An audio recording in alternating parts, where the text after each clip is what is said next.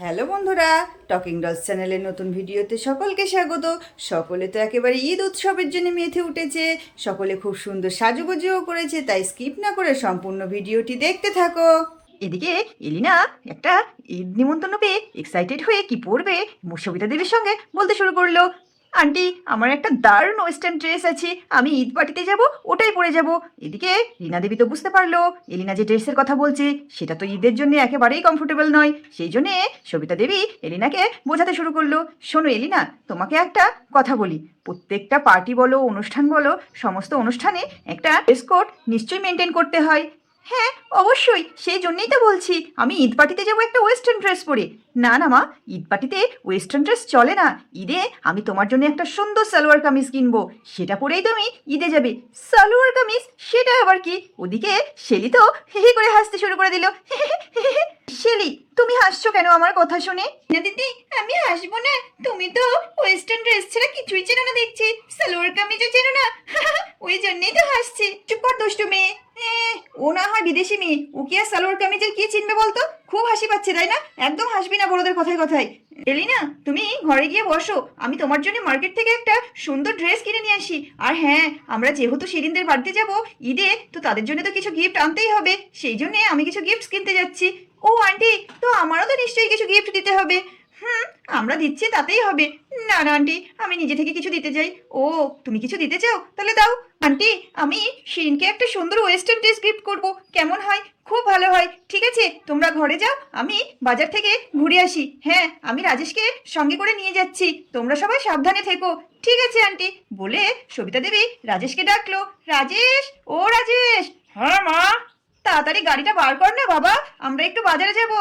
ঠিক আছে, আমি আসছি, রাস্তায় আছি, তুমি বেরিয়ে চলে এসো। আচ্ছা ঠিক আছে, আসছি। বন্ধুরা, তাহলে এলিনাকে ওয়েস্টার্ন ড্রেস বাদ দিয়ে সালোয়ার কামিজে কেমন লাগে দেখতে হলে অবশ্যই টকিং গার্লস চ্যানেলের পুরো ভিডিওটি দেখতে হবে। বলে সবিতা দেবী মার্কেটের দিকে চলে গেল মার্কেট করতে। রীনা দেবী সকাল সকাল রেডি হয়ে এদিকে কাজকর্ম সেরে শিরিনদের বাড়ি যাবে বলে একেবারে প্রস্তুত হয়ে গেছে। এবার মধুকে ডাকতে শুরু করে দিল। মধু, মধু, বাপরে বাপ, এই মেয়েগুলোর সেই সকাল থেকে ডাকছি, সেই ভোর 5টার থেকে ডাকছি, সকাল করে ওঠ, সকাল করে ওঠ। এদের অনুষ্ঠানটা সকাল থেকে শুরু হয়, ওই মেয়েরা যদি কথা শোনে, আর ওই শিরিনের মা অতগুলো লোকজনকে নিমন্ত্রণ করেছে, সকলকে খেতে দেবে, তাহলে আমি যদি একটু গিয়ে সাহায্য না করি, বেচারি একা একা কি করবে? মধু, ও মধু, কিরে, তোদের সাজাগোজা হলো? বাইরের দিকে আয়। যাই মা। তো মা, হয়ে গেছে।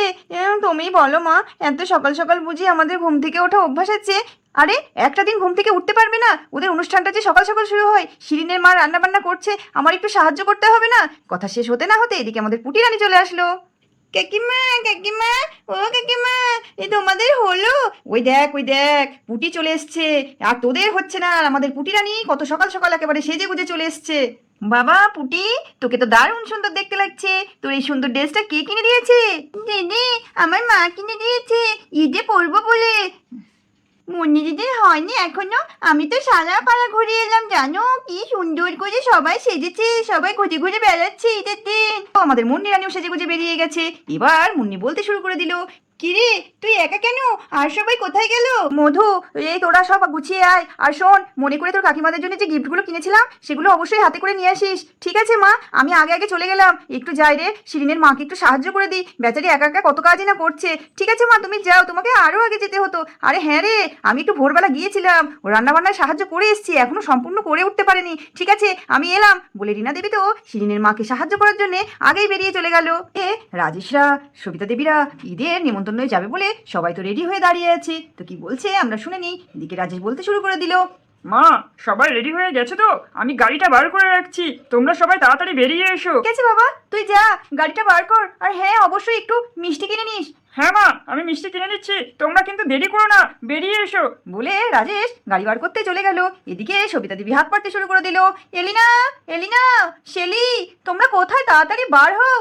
এই তো মা, আসছি। আরে বাবা, তোদের কি আর সাজগোজ হয় না?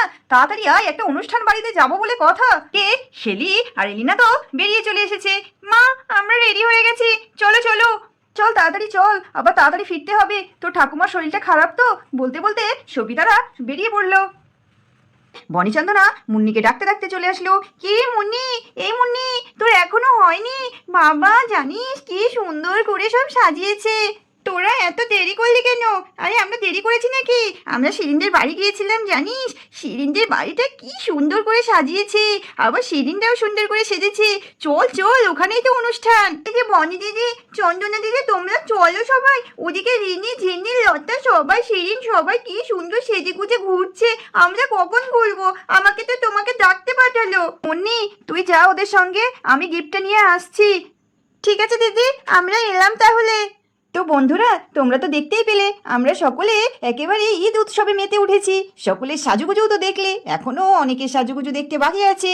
শিরিনরা কেমন সেজেছে, শিরিনদের বাড়িটা কেমন সেজে উঠেছে ঈদে, তো দেখতে হলে অবশ্যই পরবর্তী ভিডিওতে দেখতে হবে। তো সকলকে জানাই অগ্রিম ঈদ মোবারক। তো তোমরা সকলে ভালো থাকবে, সুস্থ থাকবে, আর পরবর্তী ভিডিও দেখার জন্যে টকিং ডলস চ্যানেলটিকে সাবস্ক্রাইব করবে, আর সবার আগে ভিডিও হতে পাশে থাকা বেল আইকনটি প্রেস করে দেবে। আর ভিডিওগুলি ভালো লাগলে লাইক করবে, আর কমেন্ট করে জানাবে কেমন কেমন ভিডিও দেখতে ইচ্ছে করে। আজকের মতন টাটা, বাই বাই।